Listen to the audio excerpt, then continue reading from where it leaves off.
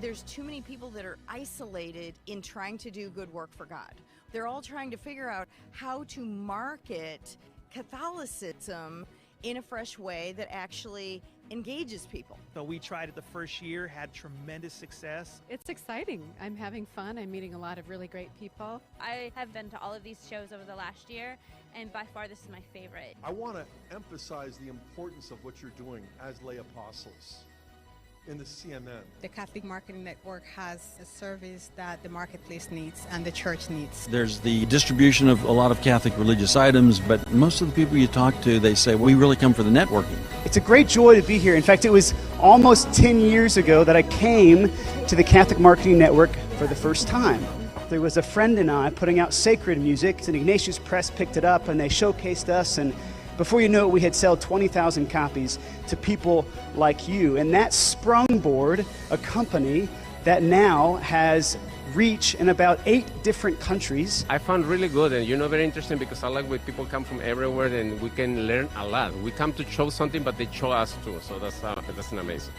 This is always one of my favorite events. I always love coming here and being here because it's such a synergy to be around like-minded people with the same ideals, the same love for the church. So it's beautiful.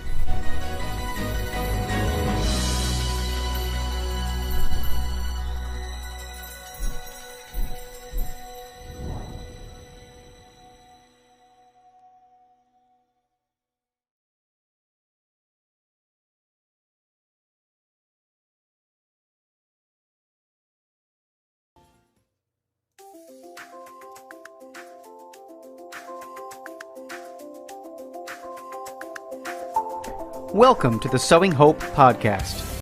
This is a show all about implanting hope in our hearts. I'm Bill Snyder, joined by my friend Ann DeSantis. We're glad you're here for our uplifting conversation about faith and how it sustains our hearts through all the seasons of life. Thanks for walking with us. And good evening, everybody, and welcome to the Sowing Hope podcast. I am Bill Snyder. It's great to be with you, and it's great to be continuing along our Beatitudes series here. I can't believe it. We're on the 7th episode of our Beatitudes series, but we are going to be talking about peacemakers today because that is the Beatitude we're going to be sharing on. Blessed are the peacemakers, for they will be called children of God. And Ann DeSantis is with me as always. How are you this evening, Ann? Oh, I'm doing great, Bill. Good to be here. I've been loving this series. Yeah, me too. I think we say it every week, but we're learning so much. We're learning so much alongside all of our listeners that are listening to this. We really appreciate and thank you for all joining us. And if you haven't listened to the first 6 episodes in the series, please go back and listen to the first 6 episodes in the series. You can visit, on any podcast service anywhere in the world, just searching for Patchwork Heart Radio and scroll down and make sure you listen to the other episodes because, we're kind of building on one another, I would say, and too. We're, each week, is a separate topic, but we just keep building on the wisdom that's revealed each week. So it's really wonderful. Don't miss out on the full series, folks. Yeah, really. I think that Bill and I have learned so much, and what that equals out is that you will also probably be learning so much too by listening to it. And it's really been incredible. And I don't think in my life I've ever spent this much time contemplating the Beatitudes. And the Beatitudes are such an important part of being Catholic. And we have the 10 Commandments and we have the two great commandments, but the Beatitudes are also lessons that Jesus gave directly to his people and also to us. So that's the big message there, is that this is a timeless message of how to live a good life for God and for others. Yes, absolutely. And, so today, we're going to talk about that seventh beatitude, which is, again, blessed are the peacemakers, for they will be called children of God. And, let's dive in, because, during the past year, we've seen so much unrest, right? We've seen so much, peacelessness. It's just a lot of unrest, just feeling unsettled in our lives. I remember just over a year ago, we had that entire thing where there was a lot of civil unrest due to racial tensions in this country. There was a lot of rioting, looting. I mean, that's not peace, right? That is destruction, evil, and so Jesus calls us to something else. He calls us to be peacemakers, and that's an action term, folks. Peacemakers is an action term. We don't just sit on our hands and peace doesn't just appear. Jesus is saying you got to go out and make peace, right? You got to go out and make peace. Yeah, that's exactly what it means. And some people might question, well, what exactly is peace? It's not just the absence of violence. Peace is inviting God, I believe, inviting God into a dialogue with other people. A lot of times we're afraid of people. We're afraid to make peace with people. We're afraid to be people of openness and people of hearing somebody else's, quote, side, right?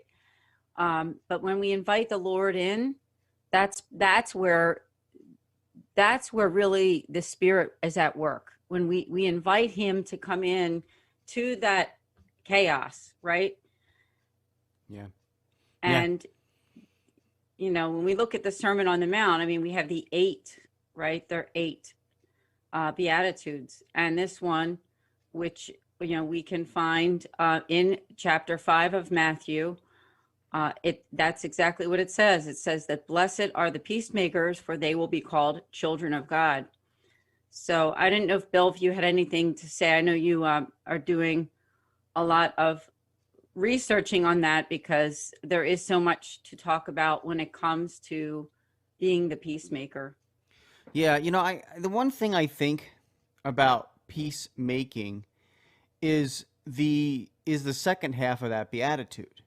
It's, for they will be called children of God. I used to have a choir director when I was in high school. I played trumpet for my youth choir. Shout out to St. Norbert's Parish in Paoli, Pennsylvania. I used to play trumpet for the youth choir on the weekends. And I wasn't very good at trumpet, but it was a great thing for me to just be involved in. And be able to, worship the Lord through song. And so my choir director used to say, she used to call us embryos of God because we were younger than adults. She always used to say that we were embryos of God because we're younger than adults. Because if adults are children of God, then what are teenagers or what are children? They're embryos or zygotes of God, right? But there's something that is very analogous about being a child of God and bringing about peace. Little children, little ones like, kindergartners and whatnot, we can teach them. And it's almost inherent, like in them to bring peace about. Their reconciliation process is very simple, right? Like if we tell a kindergartner to apologize to their friend, or, you know, say they're sorry for taking their toy, or whatever it might be. Their reconciliation process is very simple. It's not complex. They walk over to their friend and they say, I'm sorry. They say, you know, and their friend looks at them and oftentimes goes, yeah, you are, you know, and you're reconciled there.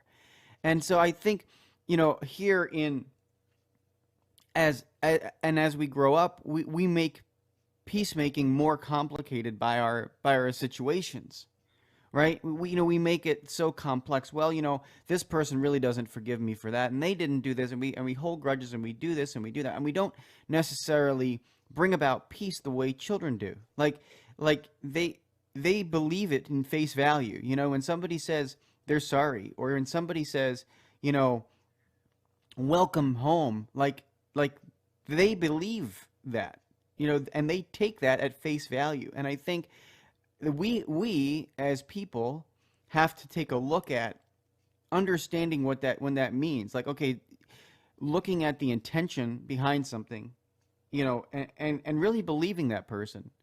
You know, all right, we're going to reconcile nations together. We're going to reconcile communities together. Like, we have to take people's word at face value. We can't, you know, put, oh, that person, you know, really doesn't mean that, and that person, like we do that as adults, you know, and we judge so many other aspects of it. And Christ isn't calling us to do that. He's not calling peacemakers to do that. He's calling them to look at things from a fresh perspective and say, you know what?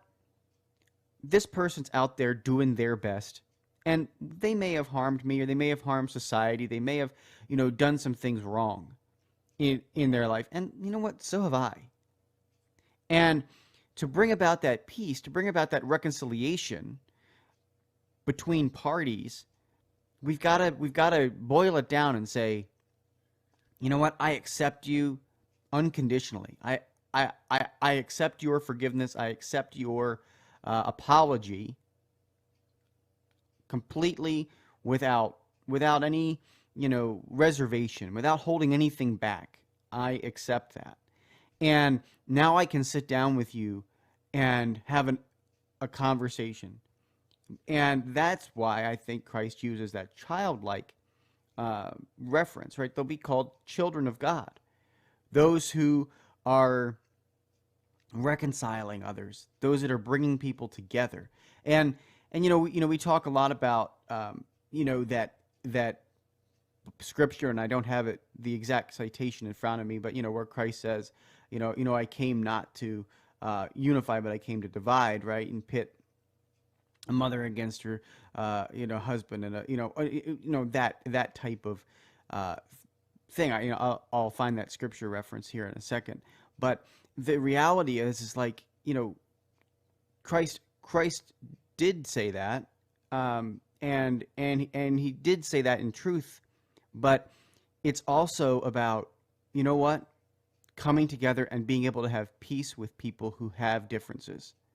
You know, we should be able to sit down with those who we disagree with and share faith and share life. We don't have to agree on everything to have a deep, abiding peace. No, I agree with you completely. And it's a good lesson for all of us. And I think there's models of peace too. We think of people like Dr. Martin Luther King Jr., right? We think of people like Saint Teresa of Calcutta, Mother Teresa. And actually, Bill, in modern times, I think of people like our own Holy Father right now, because he has preached on this so much. And I think he lives it too. And he, I believe, I think you would agree, Bill, I do think that he has been greatly misunderstood in so many ways by his own people, by trying to be a peacemaker, and by some of the things that even our fellow Catholics might say about his stance on certain church teachings and things like that. I'm not going to get into any of that because that's not what this podcast is about. But the podcast is about the idea that when someone makes dialogue with another group that's different than them, just to open up the floor, right? Open up the floor. You know, I mean, we're always looking to say, well, that's against church teaching or whatever, you know, and I like I said, I understand that, but I think the point is that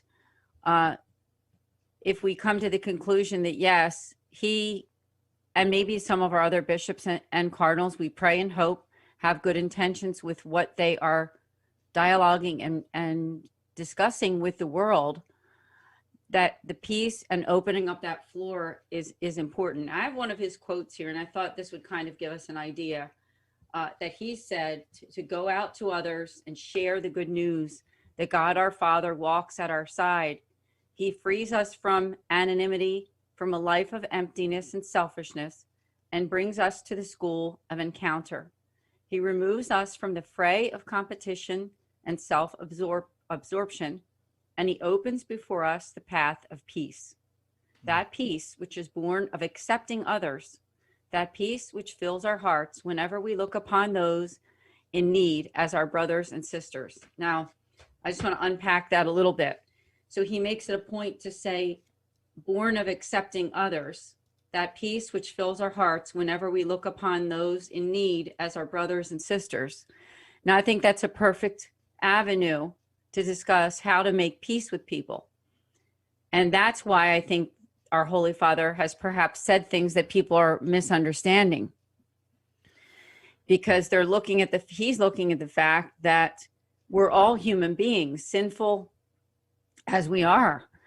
There's people in need. So whether or not somebody is different as far as religion, race, creed, sexuality, whatever it is, or any of those different things that separate us, there's still people in need. And when we look at that part, the human suffering part, I think what he's trying to do is to bring that peace about by saying, you know what, we can all agree that we're brothers and sisters and we can all help one another through this life. Yeah, you know what? And that's a beautiful thing. Like, understanding that he is saying exactly that we are all brothers and sisters, that we are all in the same family. You know, we are made up of the same stuff. We are made up of the same stuff. And yet we find so many differences in that same, you know, stuff. We are soul and body, right? We all have blood. We all have skin. We are made of the same stuff. And, you know, I want to talk a little bit more about that scripture passage that I referenced earlier. By the way, it comes from the Gospel of Luke, where it talks about Jesus and division and peace, because this can be one of those real questions when we're talking about peacemakers, because Jesus said, you know what? No, I didn't come to put peace on earth. and it kind of makes us pause for a second. And this is what it says. It's Luke chapter 12, verses 49 to 56, or 53, excuse me. And it says this: I have come to set the earth on fire, and how I wish it were already ablazing. There is a baptism with which I must be baptized, and how great is my anguish until it is accomplished. Do you think that I have come to establish peace on earth? No, I tell you, rather division. From now on, a household of 5 will be divided, 3 against 2, and 2 against 3. A father will be divided against his son, and a son against his father, a mother against her daughter, and a daughter against her mother, a mother-in-law against her daughter-in-law, and a daughter-in-law against her mother-in-law. But then Jesus says, "Blessed are the peacemakers, for they will be called children of God." Right? And you know, like the way I look at this is Christ is calling us to do our best to bridge, like blessed are they who do their best to bridge that gap, right? Who stand there and say no. Like what does a child do often when their mother and father are fighting? Like what do they do? They don't necessarily choose sides, right? They don't hate either side. They try to bring them together, right? Yes. And so that another point. Jesus wants us to be like children in those situations. Yes, he is. There are two delineated sides, good and evil. Christ is saying good and evil, right? Like he's not saying that there isn't evil. And I think that's really important. That when we actually talk about peace, that we talk about authentic peace, not fake peace. There's fake peace which would encompass just absolutely everything. Isn't everybody welcome? It's like seeing that coexists bumper sticker on cars, right? Like that coexist bumper sticker. Is that really peace? Or is it just don't bother me with your views? I have mine, they're in my own bubble. No, we're actually going to have differences. And those differences and this war against evil that we're out there fighting can and at times divide us. That center line divides right down our family. I know it does in mine. I mean I know, not maybe my immediate family, but within, my greater family, there are people who think I'm absolutely bonkers for believing in God and believing in Jesus and that kind of stuff. But I'm still called to love them unconditionally. I'm still called into the situation to see with a child's eyes, to say, you know what, you're right. I'm on the opposite side of where you are. I stand completely on the opposite side of where you are in your faith journey and in what you believe. However, I am called to look at this situation and be love to you in it. The only way you do that is not through the complexities of adulthood and holding grudges and all that stuff. The only way you look at it, and I'm not perfect at this, but the only way you have to approach that situation like a child. And you got to say, you know what? I'm going to choose to bring peace here. I'm going to choose to bring love here. I'm going to choose to love this person even though I believe that they are completely off base. Right? And that dividing line that Christ talks about does not negate us striving to bring peace into those situations. So while these two scriptures and while Christ thinks, people say, oh, well, he came to divide, but then he's calling us to be peacemakers. How does that work? Well, no, it's that he is always calling us to a greater thing. Bring the peace into those immediate situations. Bring the calm. Take the tensions and enlighten them by your actions, looking at them through child. You might not be able to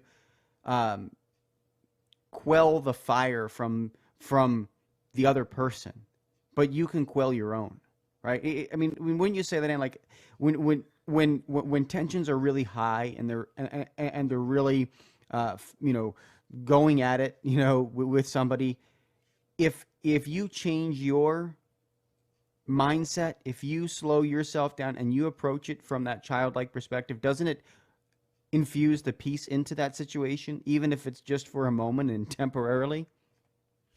Oh yeah, it does. And I think you made some really, really good points.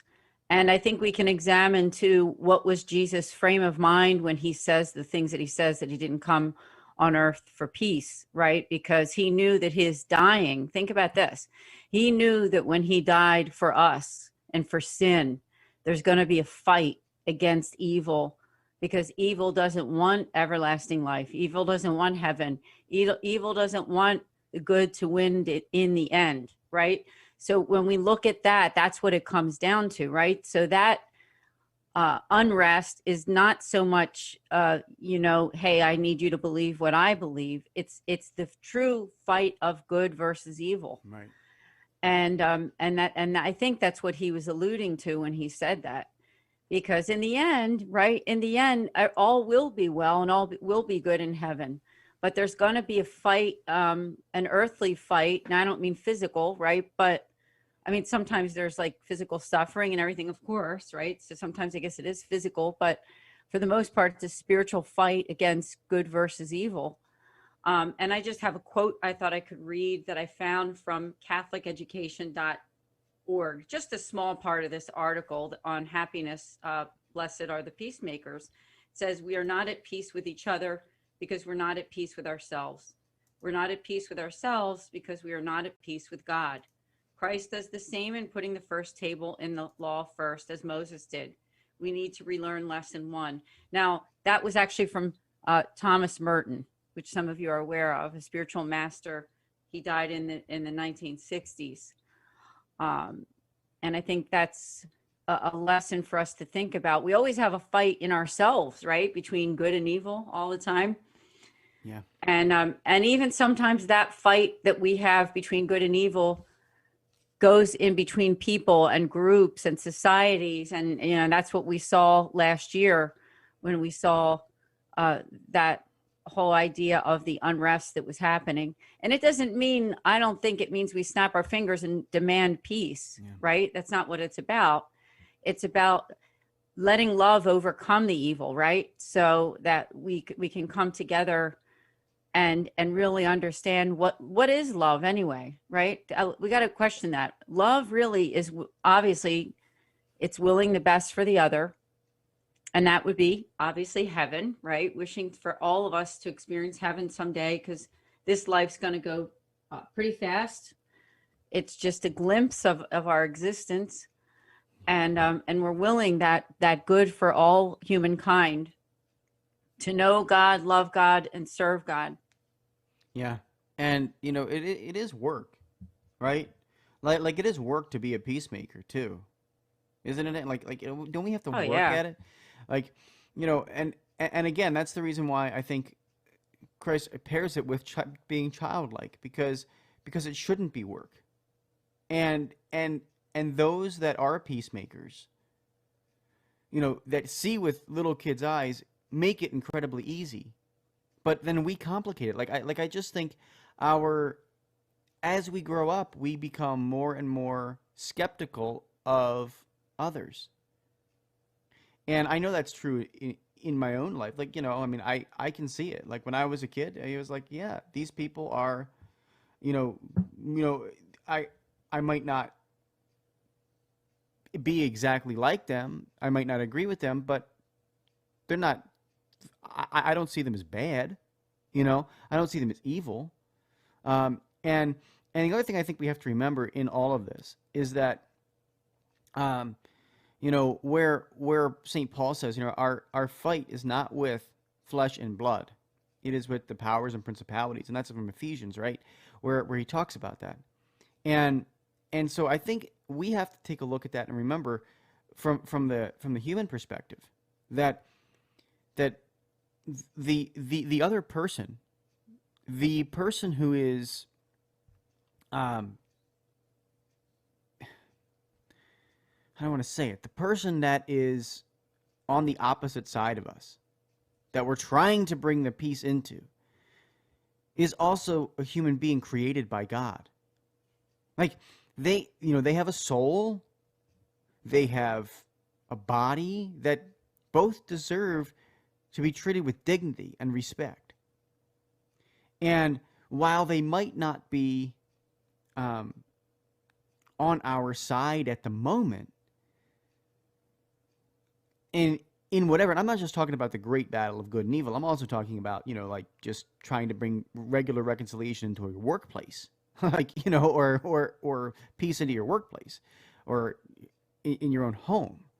You know, you have disagreements, you have problems, you have issues, right? You have to remember that person sitting across from you is and was created by God.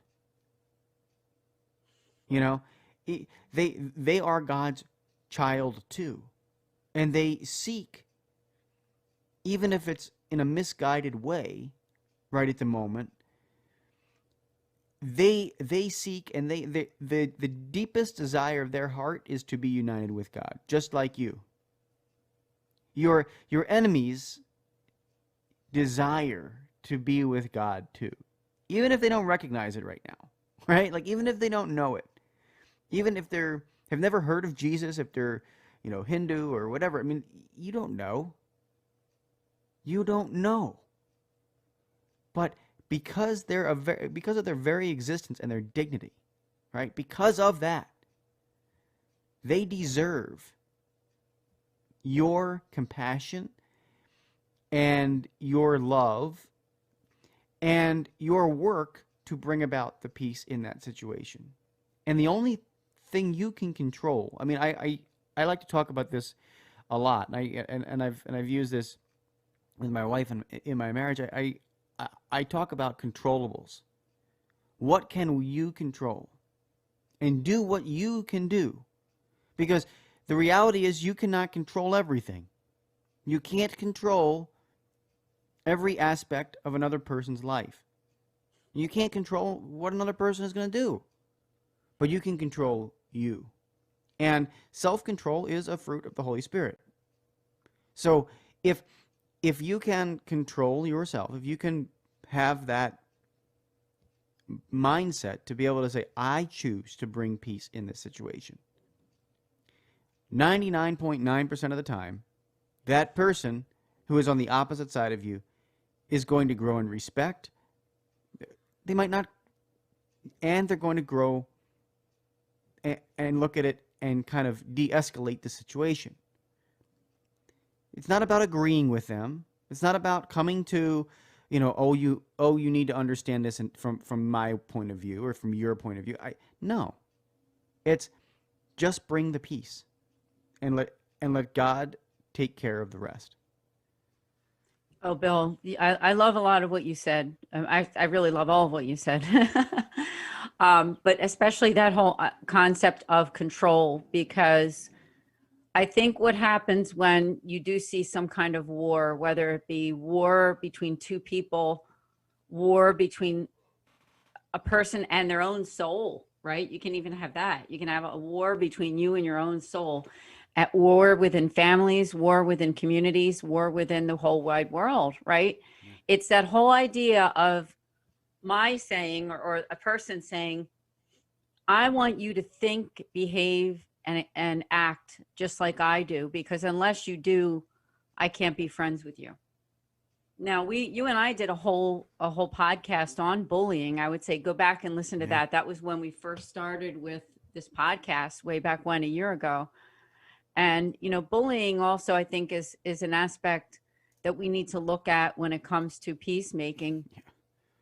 Sometimes the person that's being bullied does have to kind of like walk away in order to bring peace, because that bully is not going to stop until they see the fact that this person is a person and deserves some kind of respect.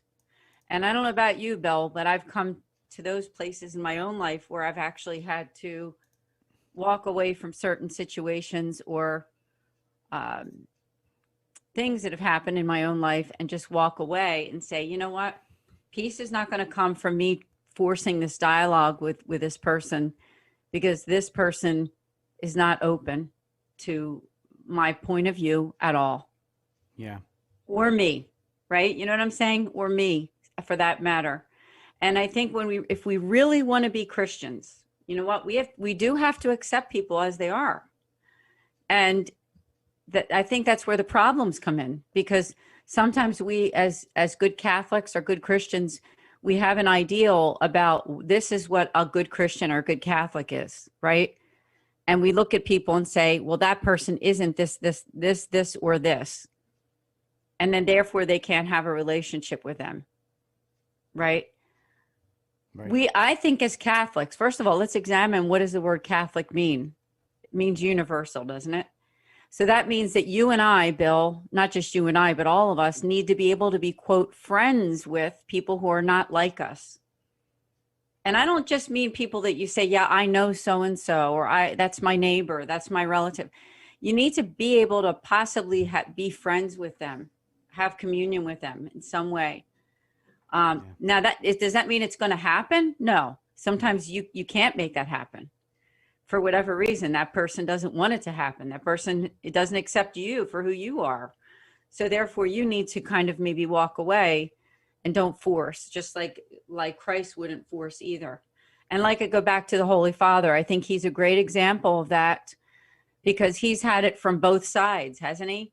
He's had people in his own church accuse him of certain things, which I'm not, like I said, this podcast isn't to talk about that, but I think we can examine the fact that an open dialogue with people doesn't necessarily mean that you're agreeing with everything that they do or say, right? Right. Does that make sense, Bill? Yeah, absolutely. And I think you have to be able to have the courage. You know, peacemakers also know when to walk away in. You know, Yes. I mean, peacemakers do know when to walk away.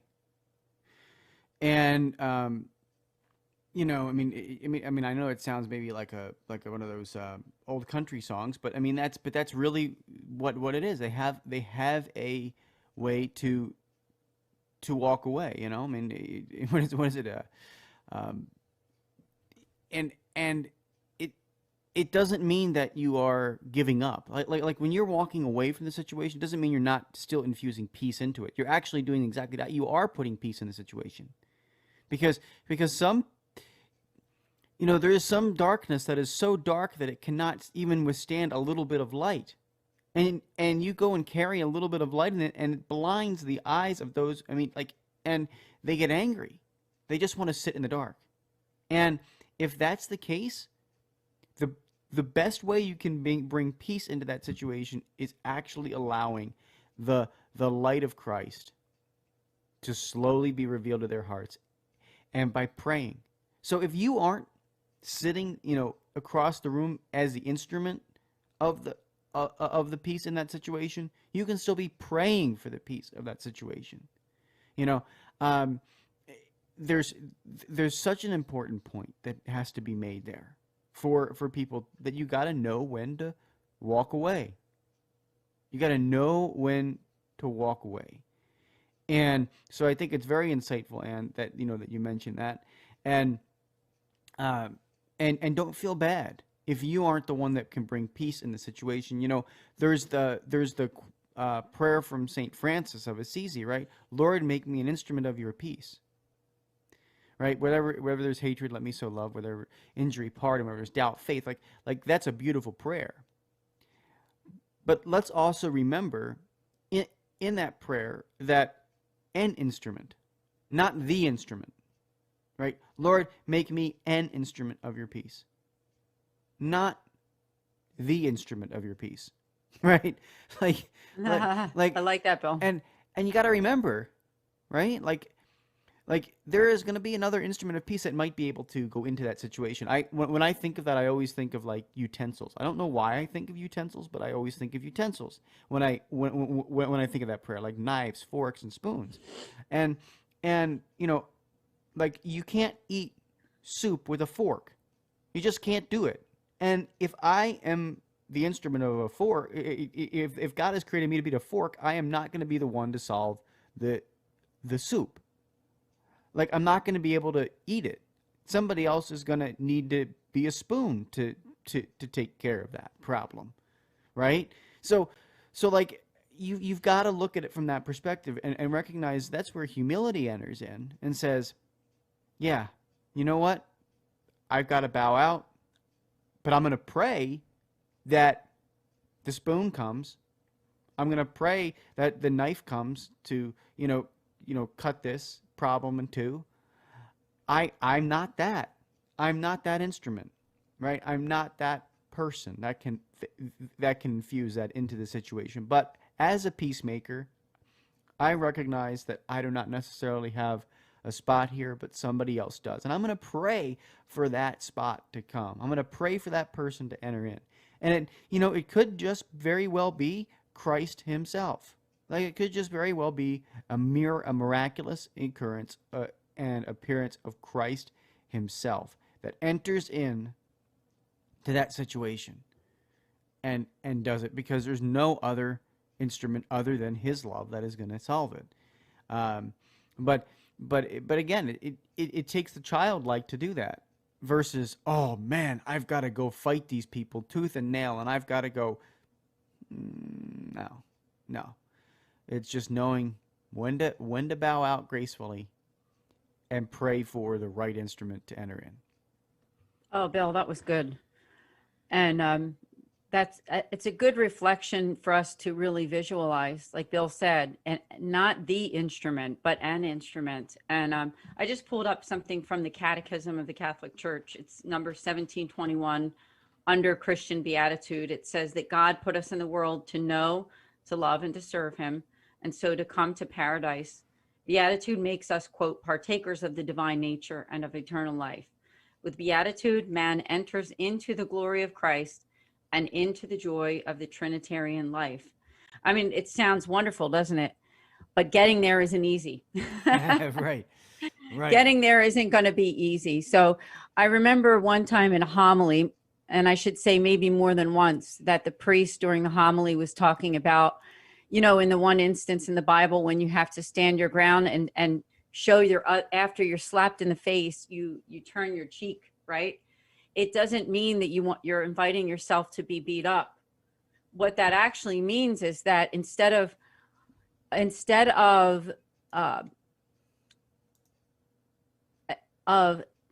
letting that person evil win over good, is that you're standing your ground for the good. It doesn't mean you're inviting yourself to get beat up or be some kind of a doormat or something like that. But you're letting that person know that you are, and we all are loved and created by God. And therefore that good has to always stand, and good does not fade away. So when you're showing your other cheek to the person after they slap you in the face, it doesn't mean that you're inviting yourself to be beat up. And that may just mean walking away, right? In order to preserve the good, it could mean that instead of like, hey, say, come on, let's keep talking about this. Let's have a fight about it, right? It means that sometimes walking away is the better thing. I know from my own life, Bill, I know that's happened more than once. And there was a particular time that I did it where it took like several months to be worked out. But once that I did, I had to kind of walk away from a certain situation that when the person had to kind of come to their senses, is what I'm saying, and realizing, you know, that Anne wasn't going to just be this doormat anymore. Does that make sense? Yeah. Like Anne wasn't just going to be this person to, you know, to let evil overcome, and but to let the good come in. And by that, I had to walk away, if that makes sense. I think we've all had that. I mean, I'm not the only one, right? Oh, I know I have. I mean, I know I have personally had to do that. And sometimes with a struggle, because people don't like that. They don't like the fact that you've walked away from them. When sometimes when you're in a situation, without going into any details here, sometimes when you're in a situation and you're being oppressed and you're being held down by something that isn't good, and you try to walk away, evil doesn't want you to walk away. and they try and follow you for a while, until you make it completely clear that you're out, and I've had to do that in my own life. I've had to do that in my own life too, Ann. And again, that's part of being peacemaker. It's part of wishing the best on them, right? Like, part of peacemaking is also willing the good for the other person. Right? Like, pray for your enemies.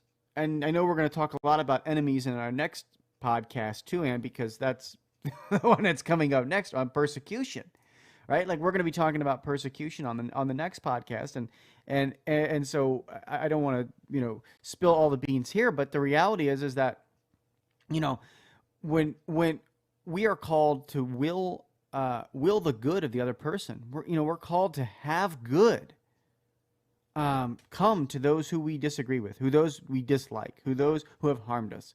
Like, we are to will the good. And that's hard. Like, that's, folks, that is totally countercultural. That is totally countercultural. Our culture says if somebody has wronged you, they're done, right? Like, they're just done, and and we should walk away, and we should never will anything good happen to them again. We want to curse them. We want to, and that's what our society says. No, no, no. We may need to walk away, but we are to will the good. We are to say, God, I hope that you can enter this person's heart and change it in some way. When we do have to walk away as peacemakers. Exactly. And I'm going to kind of give another perspective here, because there's also another way of looking at this, is that if we are the ones, or if you're listening and you are the person who's harmed someone in some way, because we've all hurt people by our words and actions, right? But if you are the person that's harmed someone, and that person comes to you with goodwill, right, and says, either, hey, let's talk, or tries to be that peacemaker, we are called to also to be Christian toward that person too. Now, I have to underline that if they come with goodwill, right? Because there's some people who aren't coming with goodwill. They want to continue to argue or get you to try to believe and think and act exactly as they do, and not accept you for who you are and what you stand for as a Catholic and as a Christian, or who, wherever you are in your life on that journey, right? But if they come to you with goodwill, we are to be like Christ, just like when the prodigal son came home, we are to open up our arms and say, welcome home, right? We're not to be enemies to people. We are not to bully people. We are not to exclude people. We are not to make people feel like they are not part of a family or of a community. So if somebody, and even if that person, if you're the person that you've done nothing wrong, but somebody wronged you and made you excluded from some kind of situation, whether it be your work, your job, your church, whatever it is, if that person comes back, the people in that group are called to open up their arms to that person. They are not to alienate that person any further for whatever reason that is. Does that make sense, Bill? Amen. Yeah, absolutely. That is absolutely, I think, what, going back to somebody like our Holy Father, what I think he's trying to teach us. Yeah. He's trying to teach us that we better learn to become friends with. Now, I don't mean that you need to hang out with people 24/7, right? But befriend with people who are not exactly like us.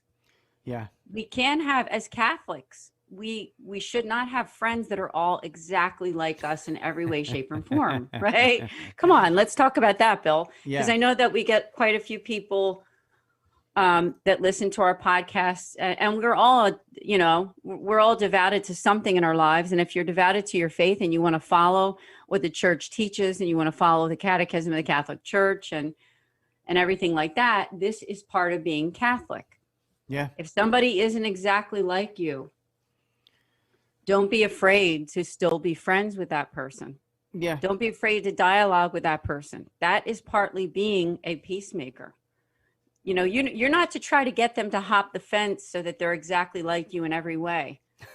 Yeah. Right? I agree. Does that make sense? I mean, we're not creating these little Catholics that are, little cookie cutter, nice little perfect families. Right.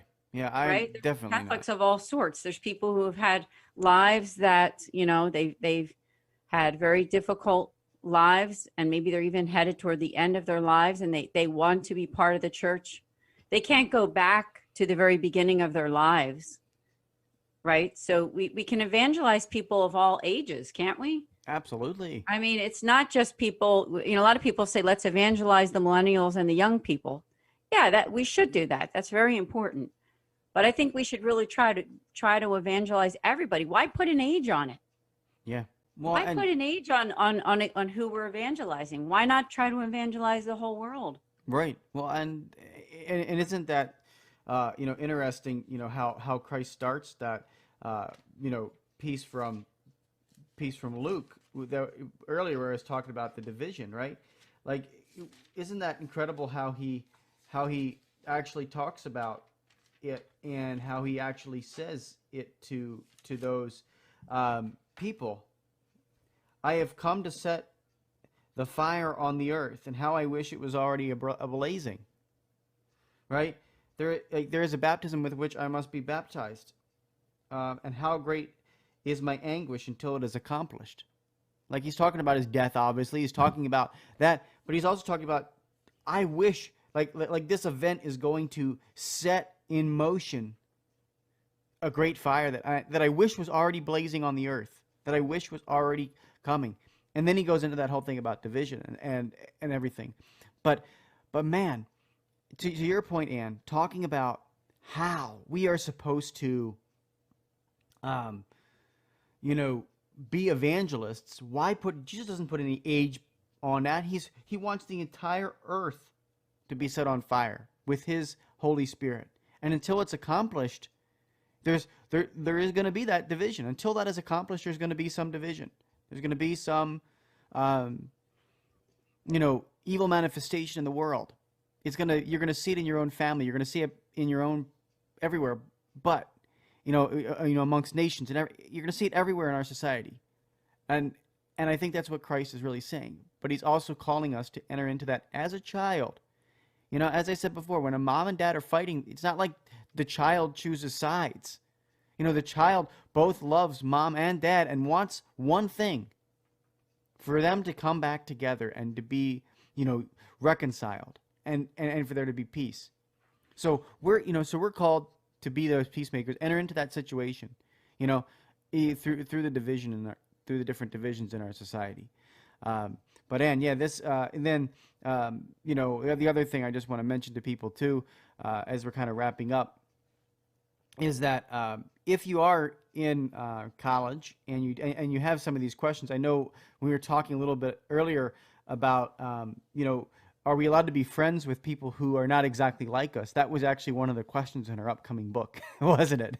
Yeah, it was one of the questions was. that the students asked in Hearts Burning Within Us, and answers to burning questions by Catholic college students. And so I encourage you all, if you want some more resources and some in-depth answers, the target audience definitely is for college students, but we encourage all people, parents, grandparents, and different ministries to tune in and get a copy of that book.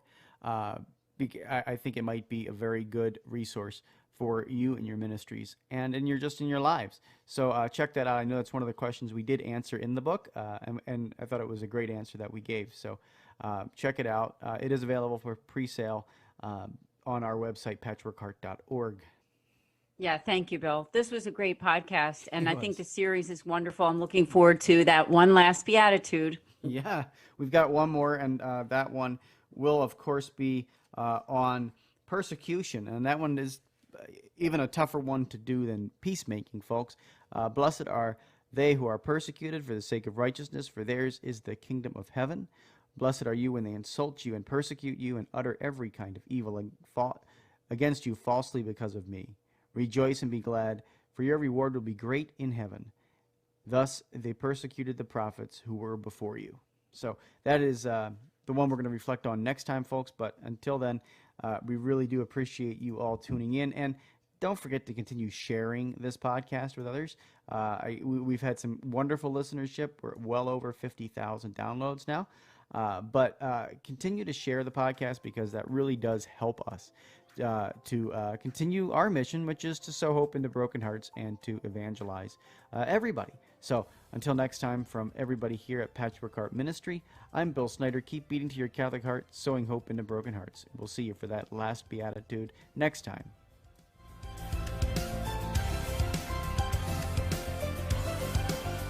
Thanks for listening to this episode of Sowing Hope on Patchwork Heart Radio.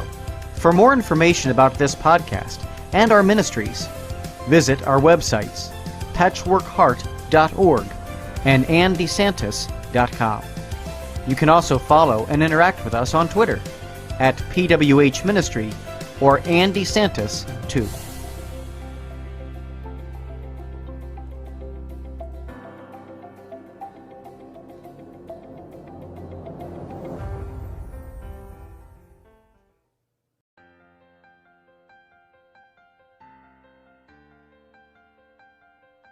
Over 2,000 years ago, two disillusioned disciples walked along a dusty road to Emmaus. They had just witnessed Jesus, their friend and leader, whom they hoped to be the Messiah, suffer a gruesome death by crucifixion. Doubt, fear, and uncertainty clouded their conversation as they journeyed home, questioning the future. Until something miraculous happened. The risen Jesus appeared and answered their questions. Today, many young Catholics step onto college campuses with numerous questions about their faith, yearning to know if the seed of faith given to them as a child is both true and practical. Using the miracle on the road to Emmaus as a model, young adult ministers conversed weekly for 3 months with college students about the most pressing questions they had about the Catholic faith. As they journeyed together virtually, something amazing happened. Doubts disappeared, fears faded, and Jesus revealed that He is still alive. Hearts Burning Within Us, the latest book from Patchwork Heart Ministry, scheduled to be released in the summer of 2021, is a result of that grace-infused conversation. To pre-order your copy and help spread the word about the book, visit patchworkheart.org.